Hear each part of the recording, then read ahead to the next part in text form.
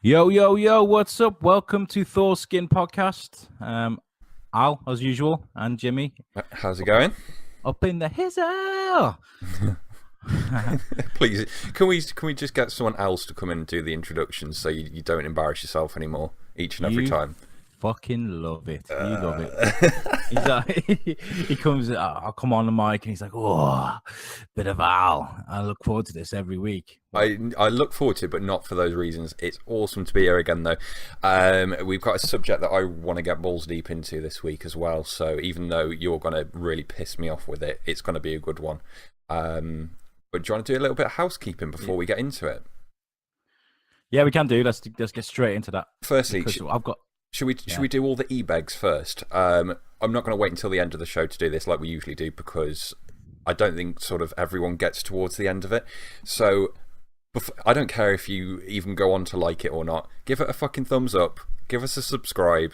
And make sure, whatever social media you use, give us a share on there. Let's get some more people involved. But in terms of the actual channel, you might notice we've got, over the next week or so, a little bit more dropping on the DLC playlist and Al's Bitchin' Corner. We kind of started that off, I think, probably a week too early in terms of what we could do supporting it wise, because we went into went into a really busy week with being out and about, but everything's starting to it's going to start picking up on there. So there's a new video on there where I got into the Dragon Ball Z closed beta, so go check that out. But housekeeping done, should we get things going? Yeah, I was just going to say, like, last episode we got about 9 views or something like that, and it was a good episode. I really enjoyed it as well. So it needs to build, man. Don't worry. It will come. Build it, and it will come. On touching on Dragon Ball Z, meh. You're not fussed.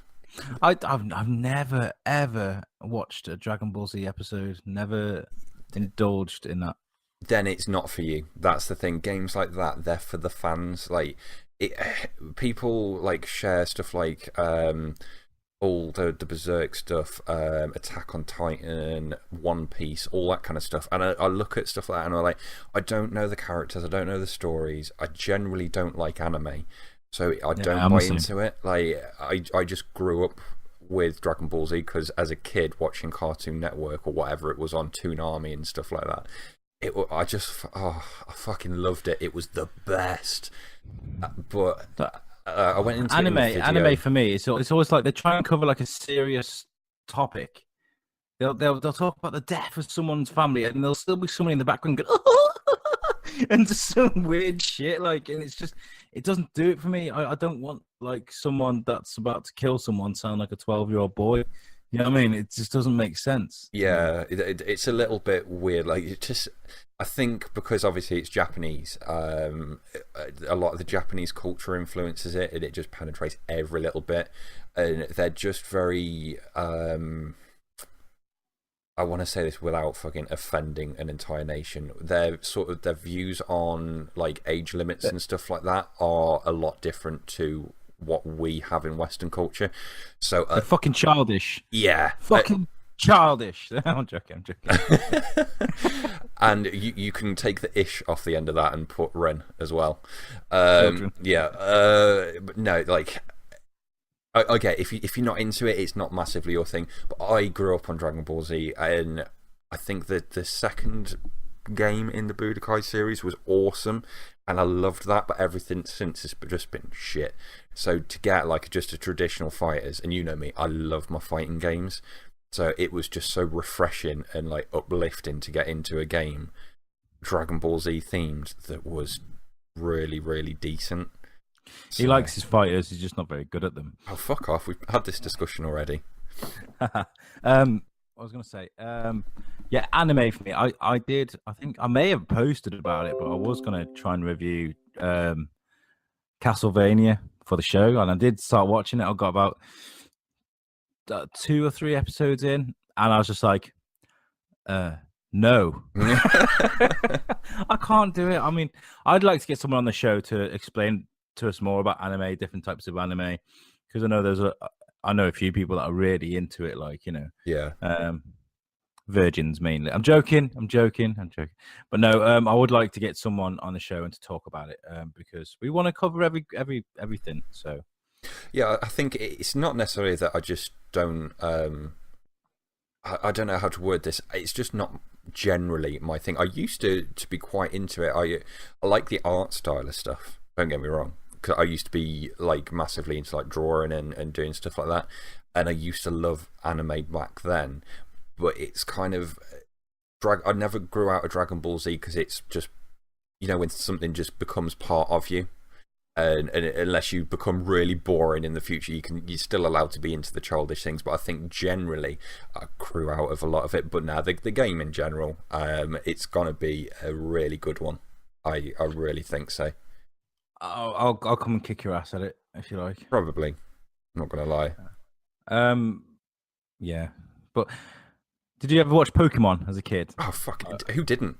If you didn't watch Pokemon, you never had a childhood. The problem I had with it was I was old enough to have a fucked up mind, right? And when I ever heard Pika go Pika, you know, all that weird. Yeah. I just thought of Japanese porn every time. It's just weird. I don't know. It just didn't seem right to me. You always do like a weird kind of Pika, and I'd be like, why? That's inappropriate, man. Children watch this shit. Like, I think only you probably took it there. I think probably I need a psychiatrist. Okay, anyway, so you wanted to talk about something today. I think I'll let you take the lead with this. We'll move on from anime before we lose like all 9 of our listeners. Do you not want to just start a Japanese porn cast? Pika pika. I'm totally up for changing the theme of the show.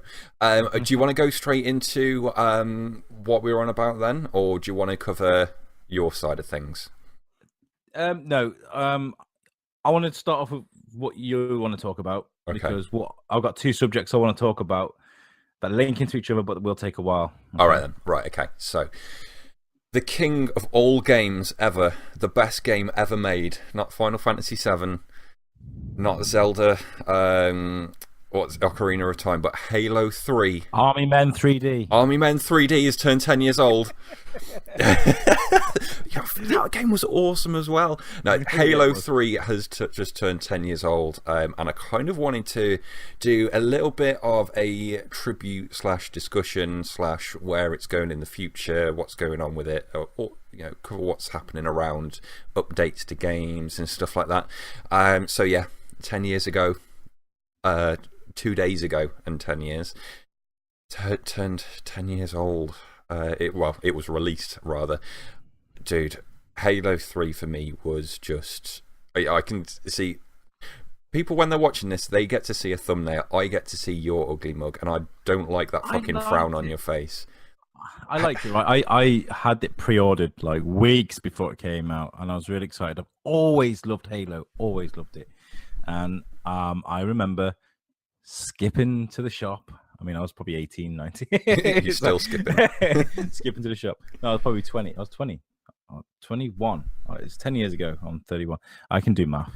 Okay, so I remember skipping to the shop, being really happy and really excited, skipping all the way home, getting home, ripping the packaging off and shoving it in the console, and being quite disappointed. Like, I mean, I wasn't really an online gamer. You know me, I came into that quite late, but so I played the main campaign, and it was just really short. It was short. I wouldn't say it was necessarily short, but I think you've just highlighted maybe why you didn't enjoy it if you weren't an online gamer. But we'll come back to that. So the story wise, for me, okay, length wise, to be honest, I don't care about the length of campaigns. I think if it's good while you're in it, that's fine, as long as the price point reflects it for the overall package. It pisses me off when games come out and it's like a 5-hour campaign and there's no multiplayer mode and they still ask for full price for the game. Sure, that pisses me off. But did you play it on easy? Yeah, of course. No, I don't know. I'm one of these that if I complete a game, I'm not necessarily going to go back and do it in a different difficulty setting. Yeah. I mean, I should do really, because, you know, I want to know if I can defeat it and a different, body. Yeah. But no, I'll get bored. Really, I got such a. There's always some sort of mad shit going on inside my head that if I'm playing a game for the second time and I know this is going to happen, and I know that's going to happen, I just get bored. I switched off. I get switched off. See, I'm the opposite of that. I think I played through the campaign probably. I'm not over exaggerating here. Okay, this is like a genuine ballpark figure. I must have played through that campaign about 30 times. Wow, start to finish, honestly. When did you lose your virginity? 3 weeks ago. No, I don't know. Just something about it hooked me because I picked up Halo the first time around, just as I was discovering Xbox for the first time. Because I was always a PlayStation guy. But I picked up Halo on PC, actually, of all places.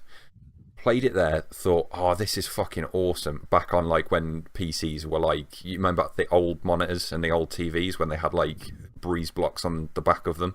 So all the way back then. Missed out on Halo 2, which sacrilege, I know, but then picked up Halo 3 with my 360, which I'd just got. And I just remember getting really, really drawn into the universe because it was, even though I'd played Halo 1, because I'd missed Halo 2 and I was on PlayStation 2 all that time, I knew the franchise and I liked the franchise, but I wasn't a hardcore Halo fan until I started 3, and 3 just dropped me into that sort of like, I was at the right age, mentality wise, to get drawn into like the sci-fi element of it, and to get drawn into the fact there's this war going on between these two worlds and we're getting our fucking asses kicked. And there's these fucking giant gorilla bastard things coming down and glassing us all. And also, you forget, it's like one of the first games where you had a character that could use every vehicle and could use every weapon. It was like, he's one of the first to do that. I remember them making a big thing out of it, where you can drive a Warthog, you can drive a Ghost. Yeah. The first one. That was like... It had... Oh, go on. Special appeal, Yeah. No, I was gonna just say, like, it was like, I mean, I know we're talking about Halo 3, but Halo as a thing, I mean, like, it blew people away, like when it first came out, because of how diverse it was with your weapons, with your vehicles, I mean, you could for the first time you could shoot across a map and it would fucking hit someone on the other side of it. Amazing at that time. I remember when my mate Chris bought this fucking monster box round, set it all up on that TV and put on multiplayer mode, which was just local, that's all you could have, and stuck on this map called Blood Gulch and said, right, let's mess about. And I looked at him and was like, what are we doing?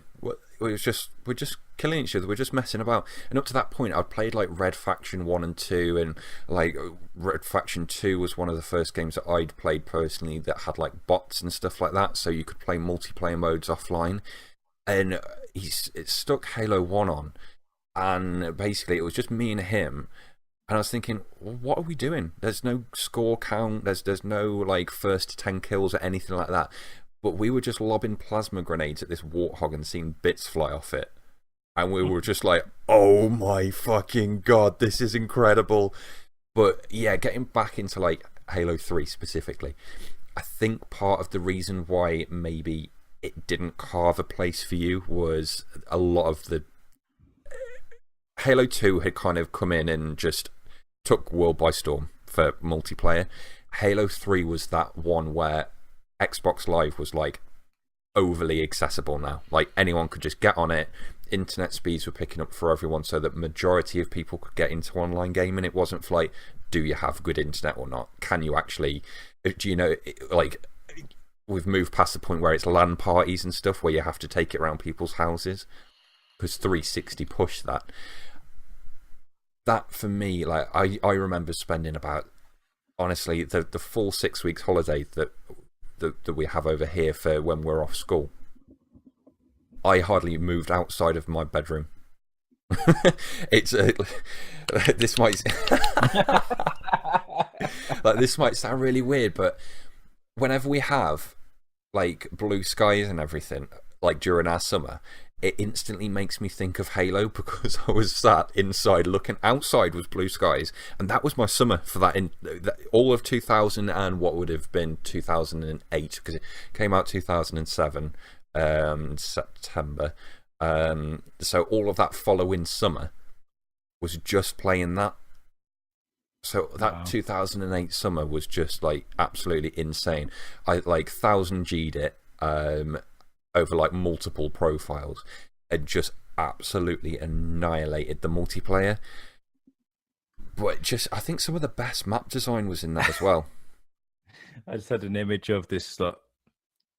Yeah, I'm not going to go in there. I was thinking of some prostitute that's just been hammered by 18 guys in one night. And she's lying on the bed and she's destroyed, and that's that image I got of Halo 3 after you finished with it. Like. That was the Halo 3 disc, I'm not gonna lie. Well, like Halo for me was college. I mean, like, it was a glorious time. I mean, for the first time I could go buy a box of beer and go around my mates and we just sit and play the campaign, and drink beer and get through it together, and that's what made it special for me. And that's why it didn't matter to me about going online, because you could just have your mates around and have so much fun doing co-op and stuff like that, and it was a different time as well. You didn't have wireless and stuff. It was difficult to wire up an Xbox to the internet and stuff. It wasn't easy for me personally. So, tell me about it. I had to.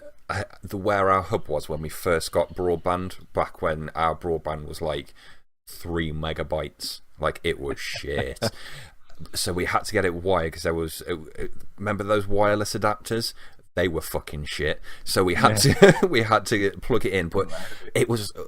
The hub was in our spare room. We had to get the wire all the way over the landing, and I had to have my 360 set up vertically for it to reach, just hanging outside my door, and I lost my dad came upstairs, stepped on the wire.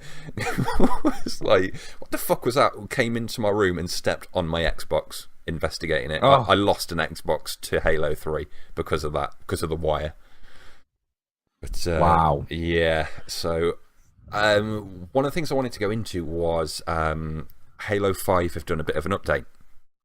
I haven't played it for a while. Yeah, they've got a bit of an update. It's a Halo 3 anniversary playlist where they've got like, I think it's 4 or 5 maps. They've got High Ground, Guardians, Snowbound, and something else with the old movement systems. But you know what they've gone and done? And this pisses me off about Halo just in general. They've used Forge to create the maps. So it looks fucking worse textures than actual Halo 3 on the 360. It's got like lovely lighting, but shit textures. I mean, how far off are we from a new Halo game? A couple of years. They've said that Halo 6 is a few years away. So they could have given us something to keep us going, couldn't they? I mean, like, they're making a lot of money. Yeah, they're making a fucking shitload of money. So it would have been nice, because Call of Duty have done that in the past. They brought back whole maps and things like that to celebrate, well, the thing Modern Warfare 2 or something like that. Yeah, they did like Modern Warfare remaster, didn't they? But like, what I was expecting was, and everyone was saying it wouldn't happen. Even 343 came out and said, no, it's not happening. But they also said that previously and did stuff. But it turns out that they were telling the truth this time. Was a Halo 3 anniversary, whether that was a separate disc, whether it was something that you access through Master Chief Collection, or whether it was something you access through Halo 5. But they didn't do it. Literally all they've done is got 4 Forge maps, altered some settings in the movement bits, so they've disabled sprint and boost and your Spartan abilities. And I don't know, I just think for essentially what is Halo 3's biggest game in terms of impact for the brand and the franchise as a whole, in my opinion, like, people would disagree, but like, that Halo 3 came at that pivotal point. People might say Gears because it gave people the oh shit, pretty graphics moment. But to me, Halo 3 came at that point where it's like, we've got online gaming now. we need a game to take advantage of it. And those player counts on Halo 3 are fucking ridiculous. Like, everyone was on it. So I'd have just thought they'd have made a bit of an effort to do either proper maps for Halo 5 or the Halo 3 anniversary where they remade it, because they could have handed it off to the same studios that did the Master Chief Collection and the other anniversary ones. It wasn't 343 themselves who did it. It was a different team. I can't remember the name, but it wasn't them. It wouldn't have taken them off Halo 6. So I don't know, just seems a bit lazy at the same time. Well, they're probably sat there on their big chairs and they're thinking, we give you DLC for free. I don't know if they're from where they're from. They're not from Kazakhstan. I'm pretty sure they're from America. You can suck on my balls. Look at all my cash. I don't need to give you anything. Why are they the B guy from The Simpsons as well? I don't need to give you anything. Okay. But yeah, so, I don't know. Halo. Yeah, I mean, Halo will always hold it. I mean, I've been talking to a friend recently about it because he's playing whatchamacallit, fucking Destiny 2. And I was saying, do you know what? I do like Destiny. I really enjoyed it. It's a first-person shooter in a sci-fi world.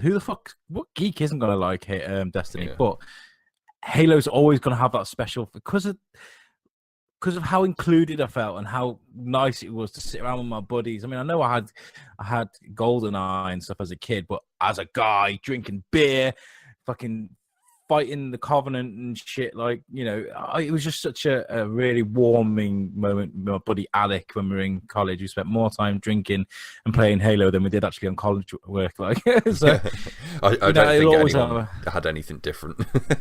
That was the right ratio. More Halo than college. So, like, I'll tell you what, right? How are we doing for time? Are we all right? Yeah, we're good. Do you want to move on? Do you? It's actually a good segue because I was talking about how it made me feel, and I was gonna when I was younger, Halo and stuff. I've been thinking a lot about nostalgia this week, and I wanted to maybe talk about like things that used to, like, because you hit up on a couple of episodes ago about, and you talk a lot about blue skies and the way things make you feel nostalgic. I think let's cover a bit about what you used to do as a kid and what if you saw it now would make you feel or have those spine tingling moments that you remember having a kid. Like, because there's loads of reboots coming up and stuff, and we're going to cover that later. Reboots! I thought we were talking about masturbation. No, that's a different. We can cover that if you like. Welcome to Thors-Kin Podcast. Right, so yeah, conveniently edited out there because I'm happy because that conversation went south. You fucking weirdo. So stuck my balls. Yeah, stuck on my balls. So. Right, what did you want to talk about then? Because we had to do a convenient cut and edit while we took care of shit then. And you didn't do your sound effect either. Oh, my sound effect. I was going to talk about sort of nostalgia because we were just talking about Halo and how special it was to us back in the day. So, like, with all these reboots that are coming out at the moment, is there anything at the moment that's making you think, I don't know, it gives that shiver up your spine when you see it and makes you think of, like you said, the blue skies? And is there anything at the moment that you've seen? At the moment, honestly, no. In terms of reboots, I don't know. A lot of reboots that I see kind of... I don't want to go too negative because I'm really not negative on reboots. But a lot of the ones that I'm seeing at the moment, kind of, I'm like really meh about. Like, I don't really care because to me the films that I care about, they're fine as they actually were, and if a film needs redoing, it tends not to be ones that gave me that feeling in the first place.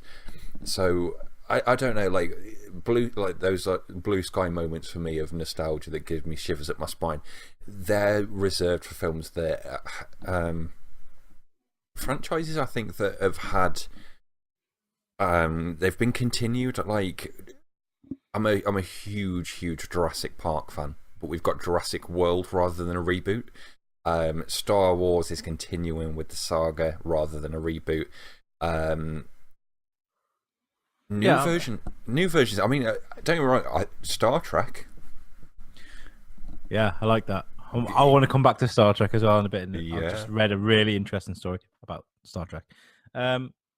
Yeah, and Star Trek is the perfect example of how a reboot can be necessary. You know, because right up to the Next Generation cast, when they were still making movies, I mean, it's a terrible movie, but I like Star Trek Nemesis. I love it. I don't know what it is about that movie. I really like it, you know. But they've never had the funding or the technology to be able to take it to where the new reboot movies went. You know, special effects wise, it was amazing. Like, you can't deny that. And I wanted to, because I've been involved in a few arguments. I've got one comment on a Facebook reel that's got like hundreds of likes and comments and stuff, and it's about they've rebooted. I don't know if you saw Peter Rabbit with James Corden. Yeah. And people they're getting furious because it's a completely different version of Peter Rabbit. Okay, so Peter Rabbit's known as this really kind, caring, intelligent rabbit that always seems to do really good and things, whereas now he's a bit more of an outgoing party animal, sort of let's get everybody around. You know, the trailer looks completely different, and people are going, "That's ruined it for me. Peter Rabbit's ruined forever." And I'm just like, hold on, it's Peter fucking Rabbit. Yeah, it's not just that. Like, I've done some research, and Peter Rabbit's been around since 1902. Wow. Right. Info drop. But what I mean is, how many since the books, Beatrix Potter books, how many reincarnations and how many different versions of Peter Rabbit have we seen? Yeah. And those versions are still there. You can still access them. It's media. It'll be around forever, right? So, all these people whinging about reboots ruining their idea of their old characters. Like, I was guilty for it last year with Ghostbusters. You know, we were all pissed off about the reboot of Ghostbusters. I mean, I was like, it's fucking ruined. This sounded exactly like these Peter Rabbit folk. It's ruined. I'm not going to watch it. And I think I'd never actually finished watching the movie. It was awful. I didn't mind it too much, to be honest. I thought there was some funny moments. I don't know whether was it supposed to actually be a reboot, or was it supposed to be like a reimagining of it, as in like a remake or something? Yeah, it was like with Star Trek. I don't know. It was just it's not in a continued universe or anything like that. It's a brand new concept. Yeah. Of an old movie. Yeah. And they've done it so many times. Do you remember the RoboCop reboot? Oh, that was trash. But going off what I watched the other day, RoboCop turned 30. So me and Jem were sat downstairs, like, what do we do?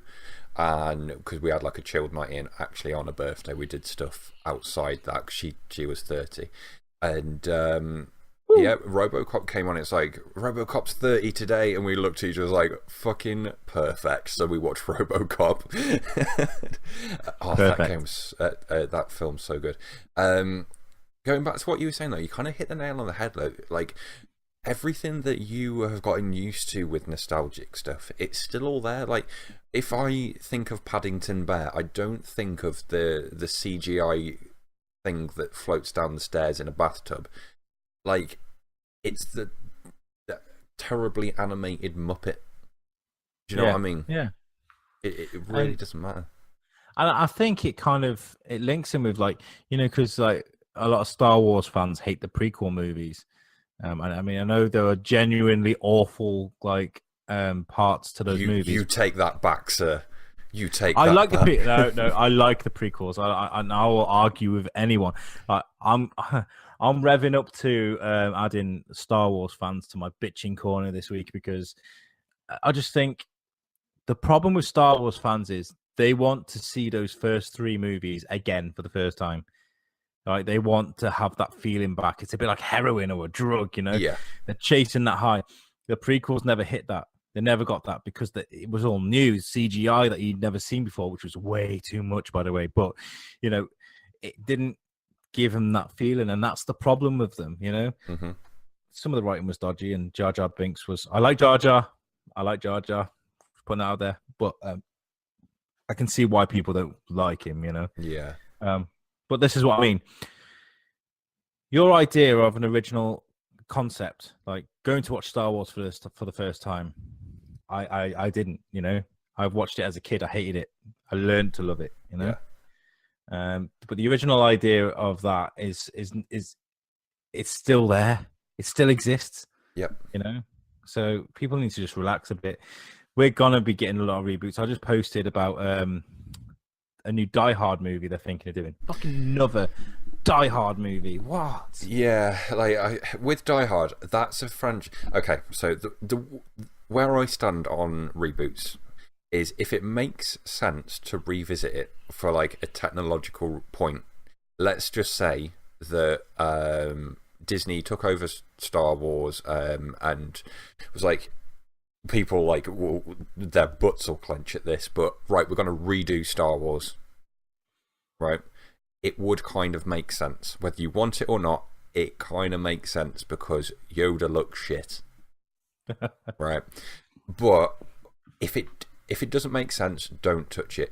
With things like Die Hard, it's like this. It's a franchise that you could have 1,000,001 films in. If you fast forward 50 years from now, you could have one every 3 years, and no one would care because it's like, okay, new Die Hard movie. That's why Fast and Furious is such a machine, is because people don't care if there's another one. Like in both a negative and a positive way. It's like, if it comes, it comes. It's going to be an hour and a half action fest, and some overly butch men is going to beat the shit out of each other. That's just what Fast and Furious is. There's some old franchises like Terminator, for example, that fuck it, make another 10. They're cool franchises, so revisit them if it makes sense to keep doing them. But something like Die Hard, like I don't want to see Bruce Willis on a Zimmer frame anymore. I see movies like with Alien Covenant. I see them as missed opportunities rather than anything. Yeah, and that's the problem. It was like they had this money and this time and this effort to bring us like an Alien movie to be proud of, you know, something, and they just. And another one as well, reboot wise, which they should never ever touch ever, and people are talking about it a lot, and that's rebooting Back to the Future. You can't touch it. It's sacred ground. You can't ever do anything with that. I don't think anything except the original Star Wars trilogy is sacred ground, to be honest. Not my personal opinion, but I just think of all the things that can get redone, I don't think there is a single film out there except the 3 original Star Warses that won't get redone. I'm keeping that in there, you know. Fuck it, just do it. Organic sneeze. I hope I give you all the flu. No, I disagree completely. No, you're wrong. No, you're not wrong. It's your opinion. But I mean, Back to the Future for me is probably the most perfect franchise ever made. The writing, the feeling of it, the act, you couldn't ever. I would never want to see it. I would never ever want to see a fucking, I don't know, fucking some kid playing Marty McFly. No way. I think there's ways of going about it. Like, some franchises make sense to be rebooted. Some franchises make sense to have continuations of them. And the way I look at it is, if you approach it in the right way, and the film has to be a good film. So, like, I'll give you an example. So, Alien Covenant. I think what Ridley Scott is trying to do with Alien is to get it relevant again, but exploring a side of the universe that I think was always there, but because the fans, the fan lore side of things really experimented with the not necessarily like the Alien versus Predator kind of thing, but the purest Alien side. I don't think people were ready for it to go off in a right. Alien wasn't always this black phallic death machine looking thing. People weren't ready for that, and the problem is when someone tries to mature a franchise when it's not ready, then things can go south. Like if you look at like the new God of War game for an example, people bitched about a change in camera angle, but they're maturing the franchise, and to me that's a good thing. It looks more Rise-ish. I think it's like it's developing in the right ways, and if they do that same concept with things that, like, if they're continuing a franchise like Covenant did with Alien, then it can mature in the right way. I just think they I don't know, I just think it was a bad film just in general. But if they went back and if I turn around to you and said, right, there's this really cool ass looking sequel to Back to the Future, but they're not trying to like make it the same thing. They're doing their own thing with it, putting it in the same universe, using the same cool concepts. What about that? I like like if they were going to do it, I agree. I totally agree. If they were going to do it, I would like to see a continuation. I wouldn't like to see a reboot. Maybe. I mean, I'm thinking of now. You've got it's now time. It's now times. This is our time.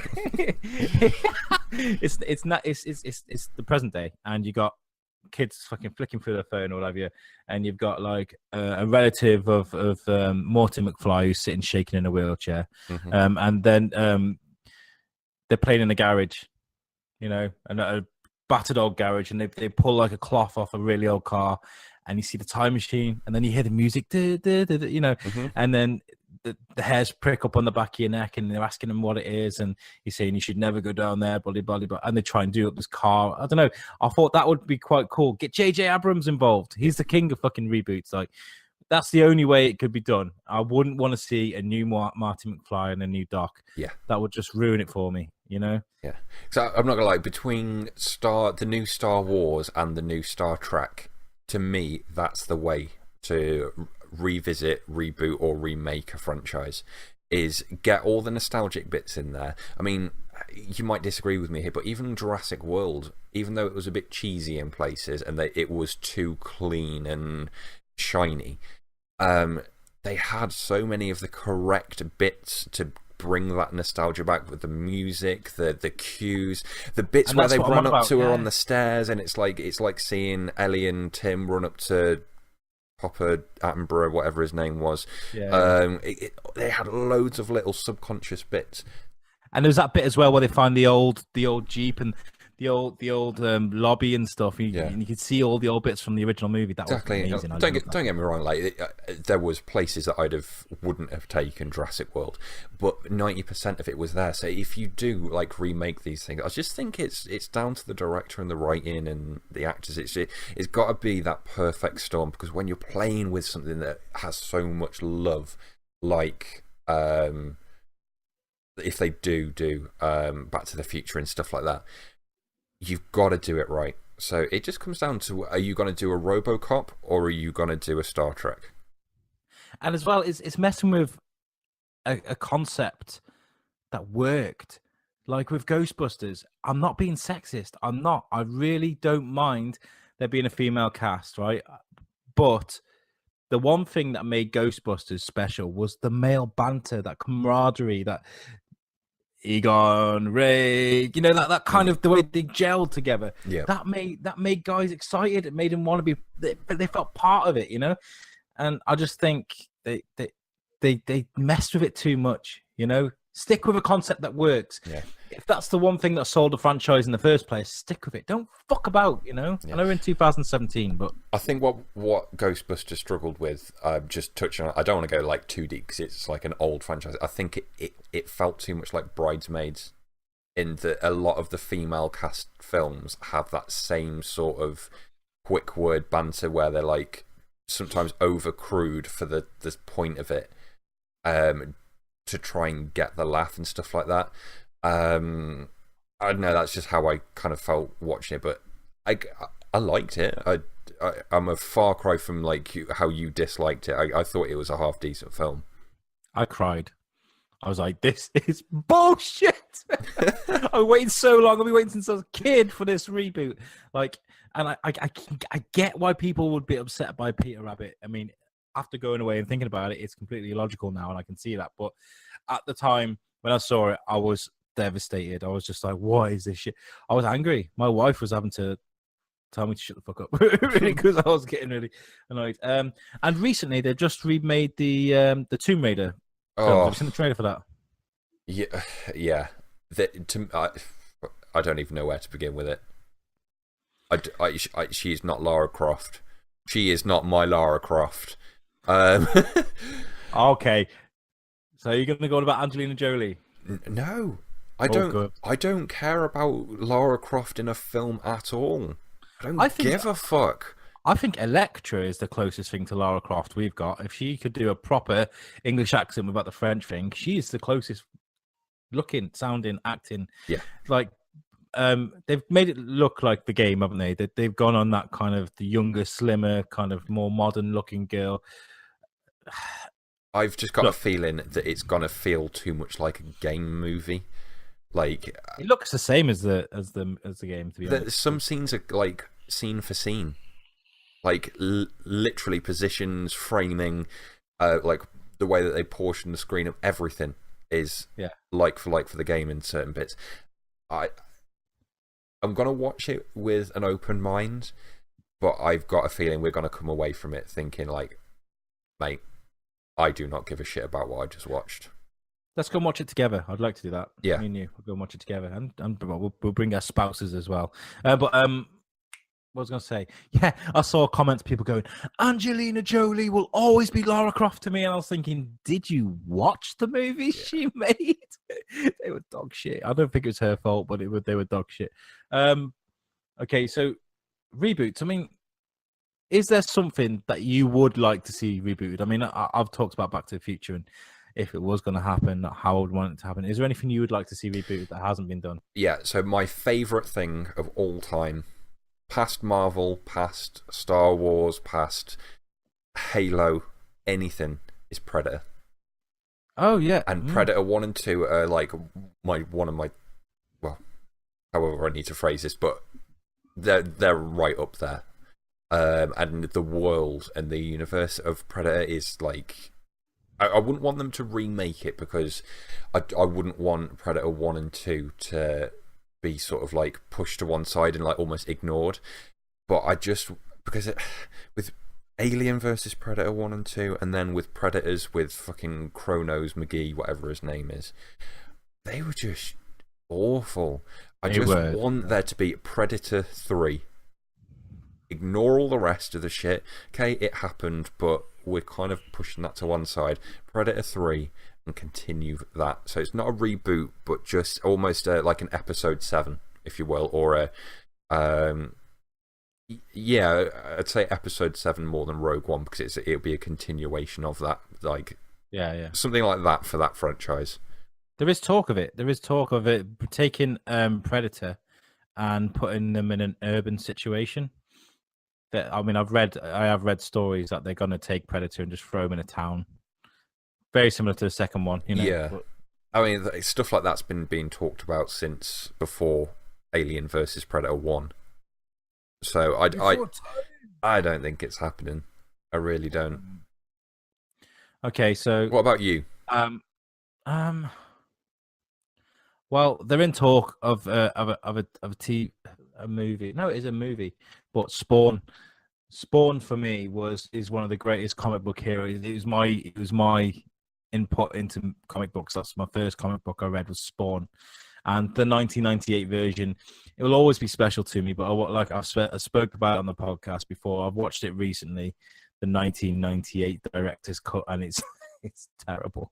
So I think they're talking about making it, and I would be more excited about this than most things because Spawn is I'm thinking of having a half sleeve like Spawn tattoo. I really want one.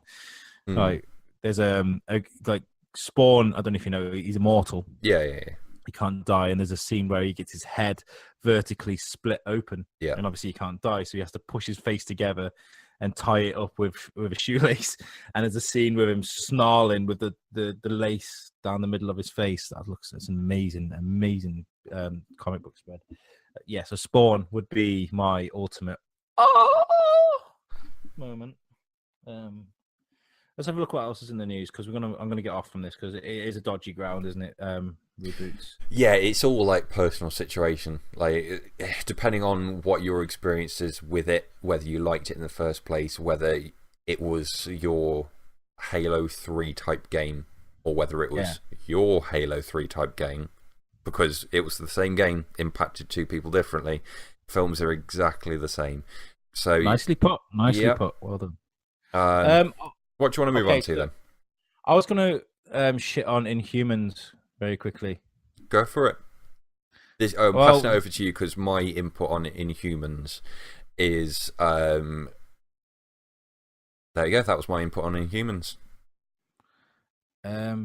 So they made a big thing out of releasing the first episode on IMAX, remember? Mm-hmm.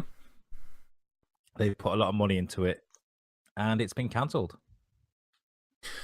I thought that was a joke thing. It has actually been cancelled.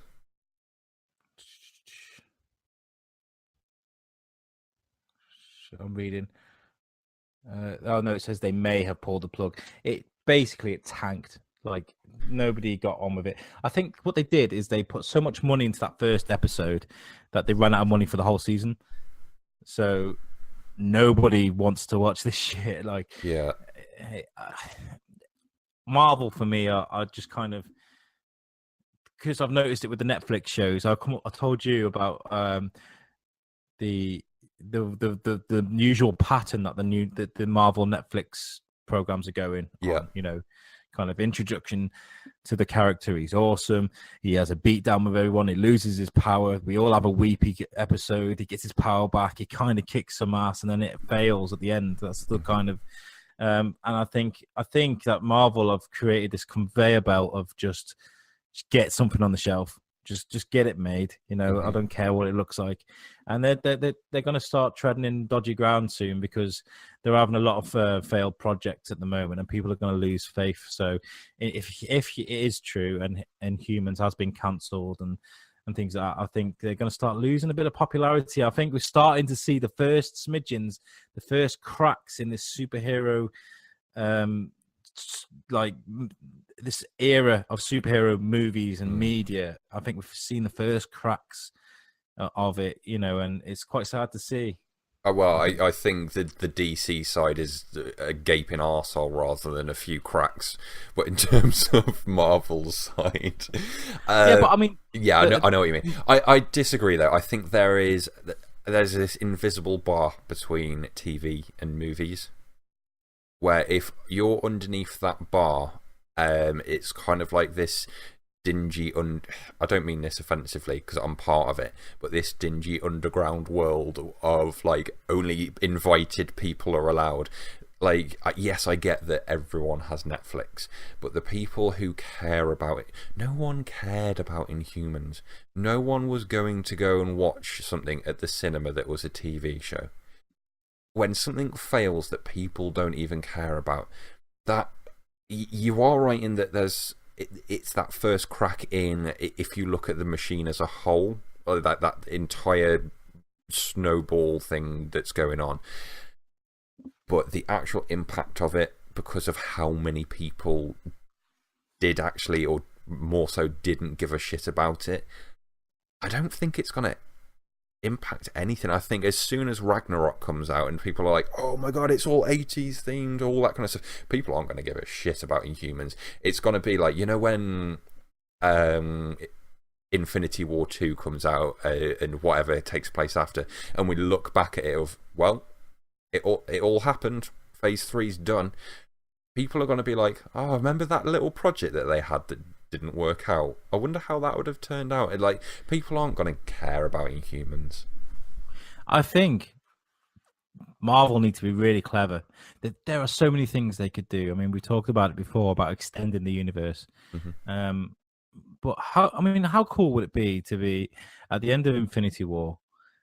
So there'd be like an explosion, something that ripples across the world. I don't know, ripples, that's a really horrible word. But and then the Avengers be stood there just staring at the X-Men. Like something that big, something clever, and I mean, we would know about it before it's been released because these fuckers that know so much about the movies would release it. But something of that scale would shock the world. I mean, would you? Yeah, that would be insane if they managed to get all of their characters by the end of it into one licensing agreement, and then I don't know, fucking start the whole thing over again. I wouldn't want them to do that because it's like we've gone on such a journey that enough is enough at that point. You'd be ready for a few years break, but you've got to admit, like after Infinity War, if 5 years goes by, right, with no Marvel films, what the fuck? What's going to happen? Like I'm not going to say that the industry is going to collapse, sort of thing, because it's big enough to hold its own. But what's going to happen when there's this massive hole where Marvel isn't filling it up? Like, they're going to sit there and think, well, we've got this opportunity. Like, people are waiting for more from us. So you know that they're going to get straight back into a new line of projects. Well, of course they will. I mean, Marvel Studios is a huge franchise, and it is a money churning machine. There's always something that they're going to release. And I like the effort they've made into Thor Ragnarok, because Thor Dark World, for me, the second one, it was kind of just like, yeah, there's another Thor. You know, I mean, it was kind of like, yeah, there's another one. It was like very quickly just kind of thrown out there, and I didn't like the second Thor. I thought it was quite crap, to be honest. Yeah. But the third one, they've put like lots of thought into it, and they've made Thor look awesome again, not cheesy. Yeah. You know, I'm surprised that people are not like making a huge like social justice warrior kicking off about his hair. Like, people have been like, you know what, he looks fucking badass with short hair. Shut the fuck up. yeah. Right, shall we wrap this little bit up? We can do. I don't really have a dickhead of the week. I've been looking, and everyone's being good this week. Everyone's been well. Everyone's on the good list. Everyone's getting presents off Santa. Do you want to do a quick 5 minutes, if that, each about what we have each seen at the cinema? Yeah, we can do, actually. You wanted to talk about it, and I wanted to talk about Kingsman. So, do you want me to kick it off? Yeah, you go while I get my notes up for it. I wrote a full review. You wrote a full review. So do you need another 25 minutes? Nope. I have an Android, not an iPhone. Yes. So go on. Kingsman 2, dude. Oh, I'm so jealous. I fucked up my Cineworld card again. I haven't been able to go and watch it. You spastic. Seriously, get it sorted. Because number 2, honestly, the first time I watched Kingsman 1, I was impressed, but I wasn't like blown away. And my girlfriend loved it. She was like, "Oh, can we watch it again? Can we watch it again?" I was like, "No, it was good. It was fun, but take it or leave it." Then I watched it again the second time, and I was like, "Oh, that's why you liked it," because it all just like it clicked with me. Everything just made sense the second time I watched it. So I got real hyped real quick about Kingsman 2 after we went back and watched it for a second time. The first one for a second time. Honestly, the second one is as good as, if not better, than the first. Really? You're going to get people that disagree. You always do. That are going to be like, no, the first one was brilliant. There are some areas where the first one was better. I always like an origin story. I like that, learning the character. Because you start off from 0 and you work your way up to 100, where in a sequel you're already coasting at 50, so you don't get that full feeling of acceleration through it. But this film, it does the same job as the first one, but it's like you just cut the first 20 minutes out of it and you just get straight stuck in. So it's like 2.5 hours long. It's like It's like Titanic length film. It felt like, you know, when you go and watch an 1.5 hour action film and it's non-stop and you come out just like, yeah, that was wicked, it's what I wanted, an 1.5 hours of action and job done, move on to the next one. That's how I came out of it. My ass was numb after a little bit, but like you just shift around and you straight back into it. I came out thinking, how the fuck is 2.5 hours gone by? It was it drew you in so well. There's another awesome villain in it that is the same as Victor Valentine, in that it is a normal person who has a really interesting agenda that could happen. It's not like a Doctor Doom style story where it's like, okay, you're a superhero villain. This is like, you could expect like Donald Trump to do shit like this, like someone in a position of power. And that's what I loved about Victor Valentine. And was it Victor Valentine? Have I just Samuel L. Jackson. Yeah, Samuel L. Jackson in the first one. Samuel L. Jackson. Was that he was believable in what he was trying to do. This is the same. You can buy straight into the reason why shit kicks off. I'm not going to ruin it because not everyone's gone out and... But it's to do with, like, drugs, essentially. And there's this big overarching story. They bring in characters from... the first one and bring them back, so it's like it's got that real this is a sequel feeling where it's not like a new cast of characters. You're not getting used to anyone new. You're bringing back characters that you've grown to love now, and yeah, it hits home at parts. It's not just all fun and games. There are some real like lump in your throat moments as well, and there was in the first one as well, wasn't there? Because Yep. Eggsy's got a really bad childhood, doesn't he? You know, and I like him, by the way. He's a really good actor. Yeah, he's fucking awesome. He's even better in this one as well. He really fell into his role a lot better this time. Well, not a lot better because he did the first time, but like you can tell like that's his character now. You know that the actor, whatever his name is, knows how to be Eggsy in this one. And Taron Egerton. Sorry, Taron Egerton. His name. Oh, is it? Yeah. What is his actual name? And he's called Eggsy in it. Taron Egerton. Yeah. Oh no, hold on. Is that his character? Yeah, or Taron Egerton. That's his character, or is it's the actual name? It's Taron Egerton. So just got, that's weird. You're Eggsy. That's so yeah, there was one bit just to wrap it up as well, because I'm not doing any spoilers. I'm just gonna literally just praise it. They had an equivalent scene. You remember the church scene where they just pressed play on an old classic, that's and amazing, when right, amazing. you're gonna have CGI style cuts, but it's gonna be one continuous scene. They had an equivalent. I'm not going to ruin who it's with or what's going on, but there is another classic song that they do that like 3-minute fight scene, and it's fucking awesome. I can't wait to see it. I might have to sell my body and go and see it. It's also, worth it. I'm happy to see Pedro Pascal. He's the guy with the mustache. He was in Narcos and he was in Game of Thrones as well. He's a guy that's coming up and he's kind of appearing in a lot of things. I really like him. I think he's going to do really well. And the guy that plays Eggsy as well, I think he's one of our biggest talents in the UK at the moment. I mean, he did. What did you see, Eddie the Eagle? No, I never saw it. He is amazing in that. He is, considering he's quite a good looking chap. He's quite just a charming looking guy, I suppose, and he really goes for it with the kind of the underbite and the glasses and the really awkwardness that Eddie the Eagle has. Yeah, in this. You need to watch that. It's really good. Well, last week I went to watch it. I mean, who didn't go and watch it apart from you? I think I was the only. I think it sold like 7.199932 billion tickets. They printed out the last one because the entire human race went, and I just never went, never collected my ticket. I think that for me has been like second to Baby Driver. Baby Driver's been my film for the year, and it for me was. I mean, I don't normally do horror, as I said on the last show, but this for me was interesting. It was like I mean, a lot of people have seen it now, and they probably don't need a review, but like. It's the way this player plays Pennywise. He's not scary. He's not going to jump out and start stabbing you.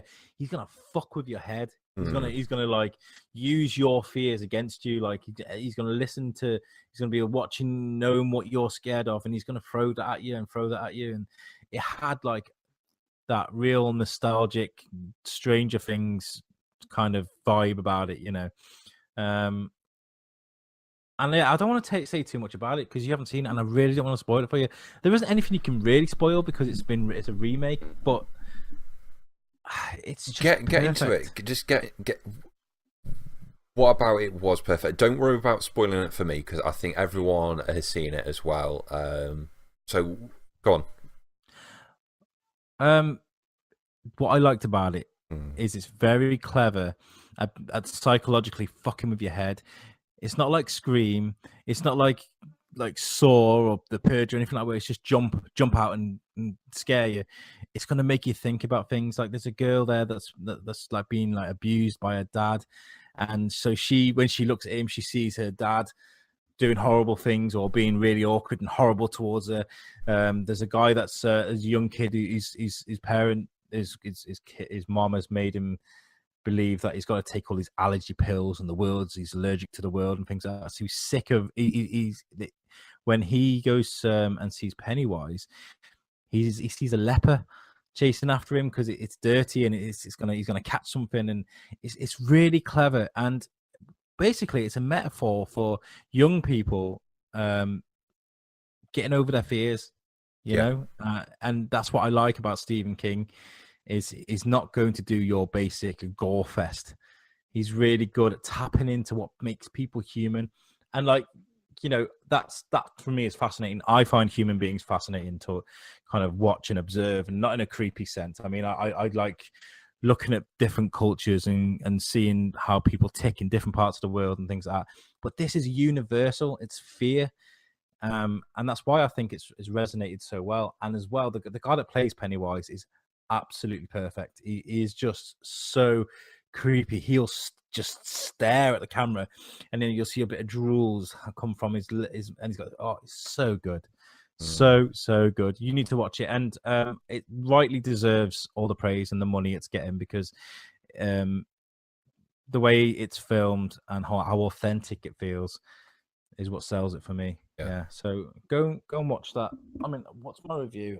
I've completely ignored my review. It's a huge fucking paragraph. Like, I don't want to read that out. Yeah, I don't want you to read that out. I know your reviews that you write down. There once was a clown. He likes to eat children. Creepy, but very psychologically fucking gnarly. Yeah, that's what I'd say. Stephen King's got so much of a place now, I think, with a chance with TV and movies. Like they've redone The Mist. I know that there's a lot of talks about revisiting a lot of his other work because there's so much shit. Like you hit the nail on the head with Purge, Saw. Everything is just gore fest now, and going back to that thriller sort of giving people a chance to write an awesome story. And there's so many good actors out at the moment that are getting into films that have the ability to do good performances. So it's like, give them a good script, give them a good concept, rather than going, right, I hope you can shake a machete well because that's all you're doing. I think the best horror movies are things like Signs, like, for example, right? There's like a scene in Signs where it's a camera view of a crop field, and then all that happens is an alien walks past the screen, but they do this with the music, you know, kind of everyone jumps at just this alien walking past. If you can do that, if you can like tap into that tiny bit of your mind that makes you really freak out without showing blood, without showing gore and things that are immediately horrible to see. Yeah. And there's a lot of horrible shit going on in the world at the moment, and it's good that, like you said, Stephen King is a genius at being able to do that. Yeah. You know, it's tapping into people's insecurities, isn't it? Yeah. And it's, you know, so I remember the first time that I saw The Mist, and like you've never seen that. You've never seen. Okay, I don't know. I've never read the book, so I don't know whether they made things like for like. I don't know if this is going to ruin the new series because I've not watched it. But basically, the old Punisher guy. His family gets caught up in this thing. I'm remembering back, his wife or his kid or someone in a car escaping through the mist. Shit is going to go down. So I think it's his wife. They agree to kill each other, and he shoots her because she can't do it. And then 2 seconds later, he gets rescued, and it's like, no, Fucking hell, no. And it's like, it's painful. The first time you watch it as well, it's painful watching it back again, because I watched it about 2-3 times. The first time that you saw that, though, it was like, oh my God, I can't believe a film went there. So, because that's what Stephen King does, there's so much place for that at the moment, because people want that. They want to have their emotions brought out in films now. I think we're getting past the point where it's like, okay, there's plenty more room for another Fast and Furious and more Marvel and stuff like that, but people are ready, I think, to let the its of the world in. And people forget that, like 2 years ago, they remade Carrie, which I don't know if you ever saw. Did you see Carrie, the remake? No, never saw it. Okay, I mean, Carrie is about a girl that's bullied, has a horrible life. I did. I saw it. I thought it was shit. Oh, it's amazing. Like, that, for me, like, I like the idea of anger being that intense that you just turn into some sort of fucking demon. You know what I mean? Like, they're horrible to this girl, and because she's got these abilities and she's a bit strange, and he did that. He re-released it and made more money. This guy is remaking movies and making the same amount of money, if not more, on the same ideas he had 10, 20 years ago. Yeah. The guy's living a fucking dream, I'll tell you. But going back to Kingsman, because we're just talking about sort of like what there's room for more of is music in films. So glad for God. I was speaking to my girlfriend about this, and she brought this up. This is sort of like me regurgitating our conversation with her. Was thanks to like Guardians of the Galaxy and stuff. Yeah, they weren't the first, but they were the first to really do it popular.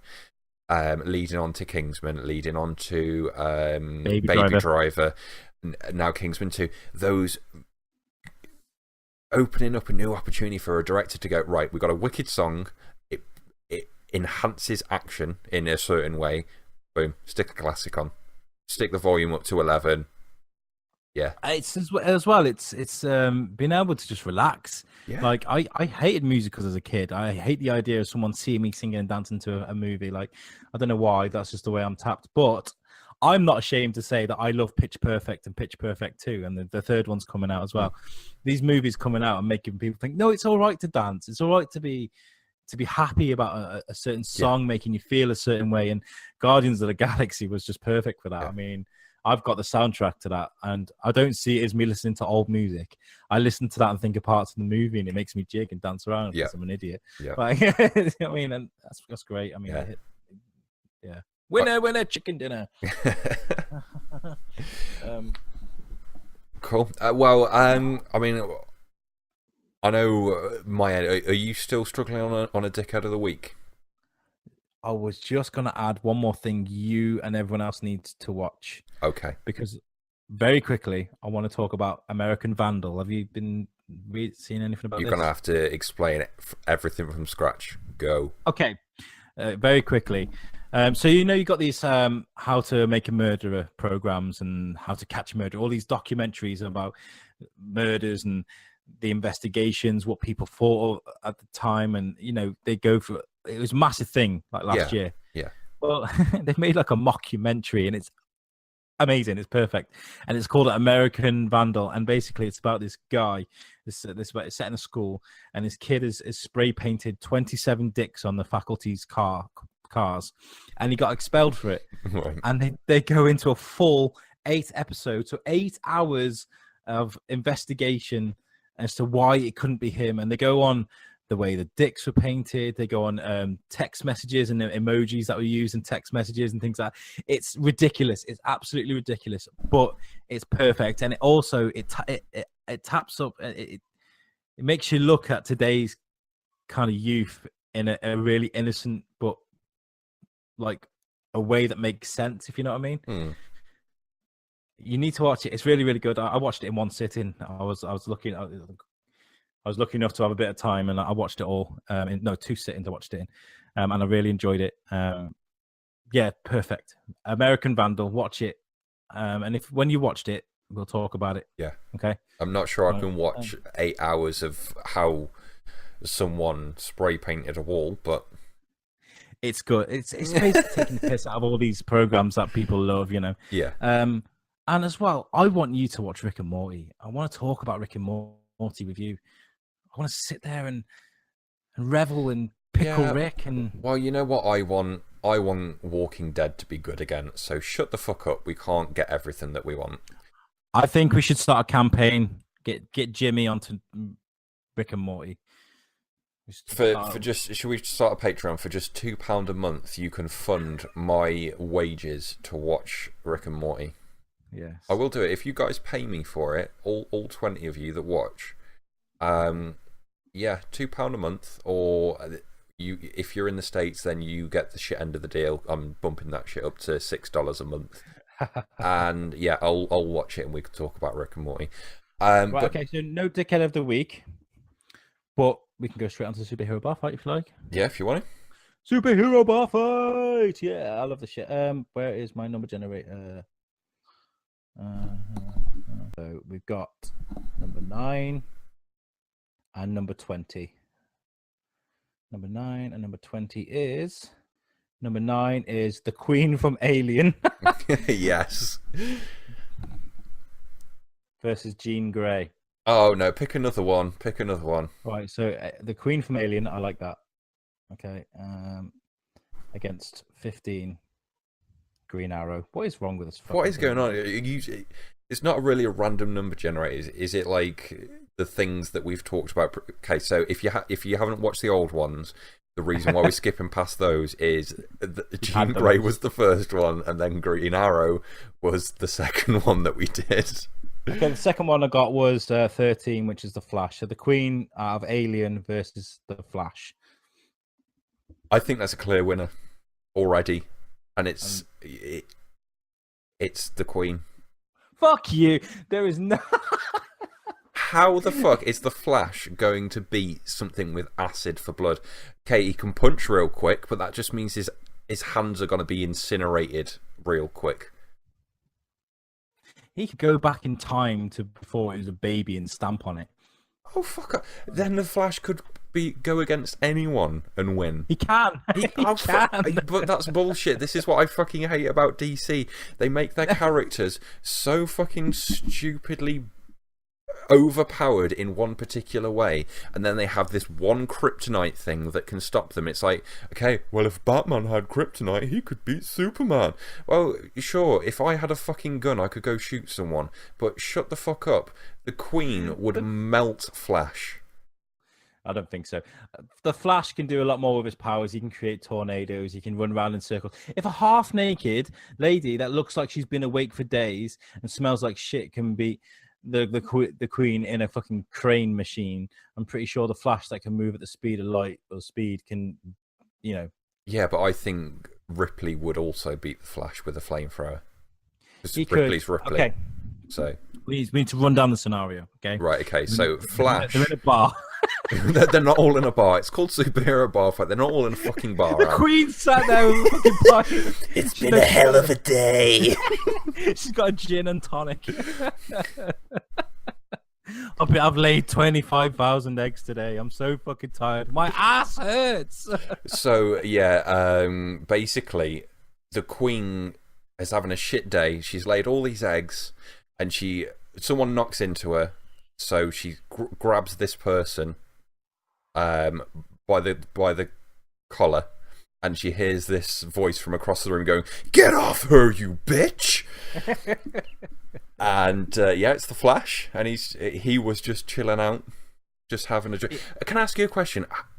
You know, when the Flash has a wank, does he how does that work? Is that really quick as well? Because I would not want that. That would be painful. He can move at a normal speed as well. He does not everything he does. He doesn't sprint to work all the time. He walks down corridors and things, and I'm pretty sure he can wipe his ass without burning a fucking crevice into his back. You know what I mean? You wouldn't walk to work though, would you? If you were the Flash, you'd be you wouldn't. What I mean is, hit snooze 3 times. Let's face it. Yeah. What I'm saying is he's got control over it. He taps into the Speed Force. He's not Speed Force. Oh, there's the Queen laying eggs being alien makes more sense than the fucking Speed Force. Right, okay, so the Flash rips off the door of the bar, spins around in a tornado, throws it at her head, decapitates her, done. Thanks for tuning in, guys. This has been Thors-Kin Podcast. How's that not feasible? That's good. I mean, that's great. Like the Queen from Alien is big and powerful and acid for blood, but she's also really slow. She's gonna stand there and she's gonna whip her tail about and snarl and all that shit that the alien normally does. But if the Flash could just run circles around her till she's tired, he could throw shit at her. He can create a tornado with debris and push it in her way. He can go, like I said, he can go back in time to when it was just a tiny little thing and stamp on it. He can. But while all this is happening, when he's killed the Queen, you know what's going to happen? He's going to be there gloating, being like, "Oh, I'm the Flash." And a facehugger is going to creep up on him and it's going to get on his face, and you'd have, can you imagine the chest burster with a lightning bolt alien shaped body? Yeah. I was just thinking an alien with Flash's powers. Nah, the universe is fucked. Like, yep. Yeah, so maybe on something there, you know. Maybe because there's always an egg somewhere, isn't there, in those films? Maybe he finishes shagging Iris. He's like, "Oh yeah," and she's like, "Oh, that really hurts. Too fast, Barry." And then they go to sleep. They don't realize there's an egg in the room. Facehugger, chest burster, bam, he's dead. And then we've got a race of super fast aliens who can tap into the Speed Force, which is totally a real thing that exists, guys. And they can go back in time to when Michael Fassbender was fucking talking about fingering the holes and playing with himself, and just go and stop that whole movie from happening. Just don't do that scene. Well, I was disappointed with that one this week. It wasn't the best. I think we need to come up with more. 26 isn't enough. So on our YouTube comments, things like that, give us suggestions to any heroes you'd like added to our list. I mean, you don't know what's added, but just throw us stuff anyway. It might be not on there. Or I'll tell you what, I'll post a picture of what we've already got on there on Facebook. I think that's a good idea. Yeah, let's do that. If you want anything added, we'll do it and we'll talk about it. And as well, like, I want to see more interaction from you fuckers. Like, you listen to the show, but I'd like to see what you think about our superhero bar fight, about Bitching Corner, and about James's videos. It'd be nice to hear a bit of feedback. So if you got anything, just throw it at us, you know? Yeah, we don't need feedback on Al's Bitching Corner because we know that shit. So, I'm going to get another one up. I'm such a dick. Another one of those uploaded that you sent over. I'll get that sorted out, and we can hear what you've been ranting about. Some impressions on the Forza demo coming up. I played that. It's good. It's good. Yeah, it's good. And probably a little bit of a rundown on the new Halo 3 maps. So yeah, loads more content coming this week, guys. So stay tuned, and thanks for rocking out with us. Rocking out with your cock out. Hopefully, no one's got their cock out. I have. Goodbye. I'm still recording to see how awkward you get there. That was a really bad goodbye. Goodbye. Thanks for listening, guys. We love you. See you later, guys.